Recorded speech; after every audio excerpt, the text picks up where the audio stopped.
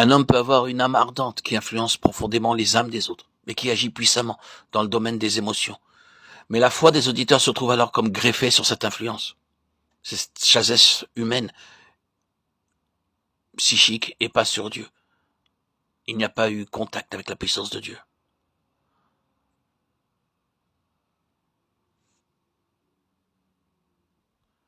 Le messager n'a pas cherché à collaborer spirituellement avec le Saint-Esprit qu'il a reçu, don du Seigneur, ressuscité et glorifié. Il se trouve alors que l'homme qui n'a saisi la vérité qu'intellectuellement influencera les destinées éternelles d'âmes immortelles, qu'une forte individualité dominera sur la vie des autres.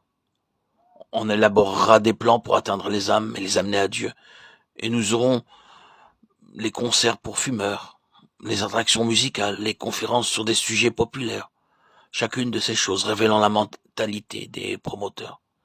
Ceux-ci peuvent être nés de nouveau, mais étant encore dominés par l'âme, ils ne savent pas comment collaborer avec le Saint-Esprit, qui communique sa puissance aux messagers pour le salut des pécheurs.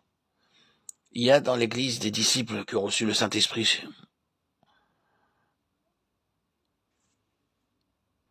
Dans leur expérience religieuse, un mélange de spirituel et de sensuel, qui les a conduits à vouloir toujours sentir de façon consciente la présence de Dieu.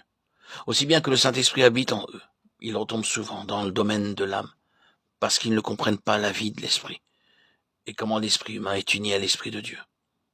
Le domaine de l'âme n'est pas seulement celui de l'intelligence et des émotions, c'est aussi le siège de la personnalité avec ses affections, ses possibilités de joie ou de tristesse, d'exaltation ou de dépression.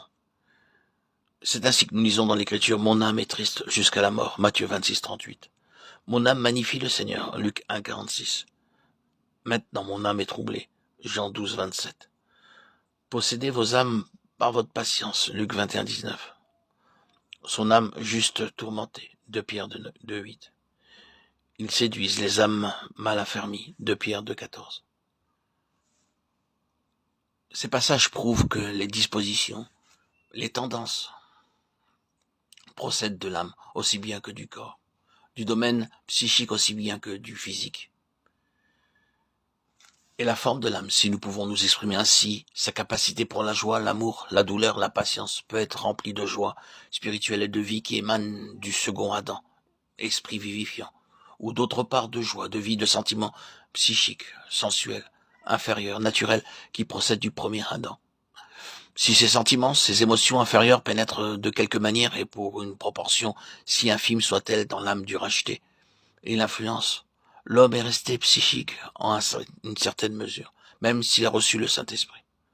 Il s'attachera à certaines émotions psychiques et vivra dans le royaume des sensations, le domaine de la personnalité, au lieu de s'attacher à ce qui vient de l'esprit, le domaine où l'homme peut avoir conscience de la présence de Dieu, et par là, il rejoindra ceux qui espèrent, ceux qui recherchent des expériences spirituelles affectant les sens au lieu de les attendre uniquement dans le pur domaine de l'esprit régénéré, où Dieu demeure.